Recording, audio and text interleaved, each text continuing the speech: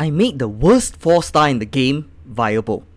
In general, most of the 4 stars in the game have some use.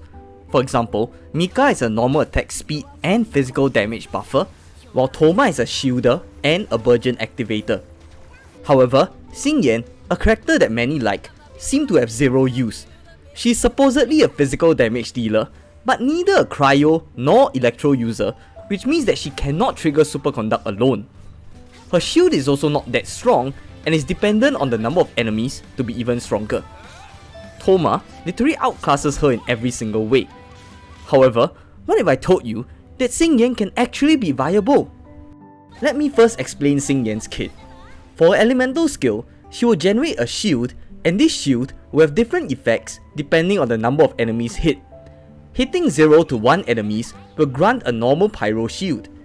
Hitting 2 enemies will grant a pyro shield with a stronger shield strength. And finally, hitting 3 or more enemies will grant an even stronger pyro shield, but also deal intermitting pyro damage to enemies every 2 seconds. Her elemental burst will deal physical and pyro damage to enemies. And finally, her C2 grants her the level 3 shield of her elemental skill whenever her burst is used. Before I move on to talk about Xinyan's viability, may I also trouble you to click the subscribe button if you haven't? It will really help out this small channel a lot in our goal to 10,000 subscribers. Thank you so much. Let's continue the video.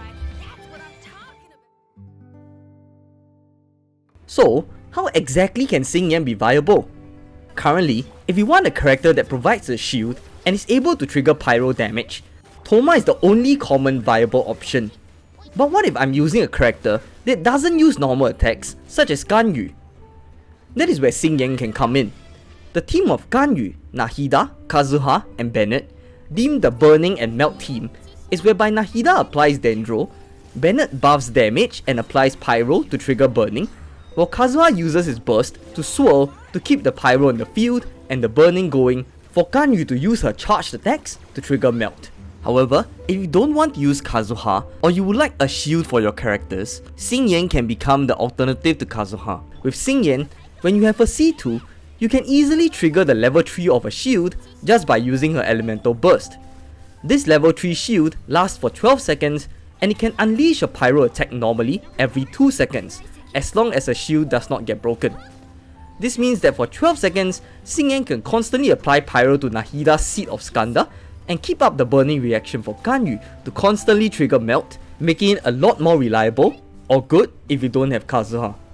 Do note that you need to stand close to the enemy for the pyro to hit. Other alternatives to Ganyu can also be Child or Ayaka. That said, I would also like to throw a disclaimer out there. I know that Xiangling's elemental burst will be better in this case, but if you really want to use Xinyan and also get a shield in the process, this is a good alternative for you to try.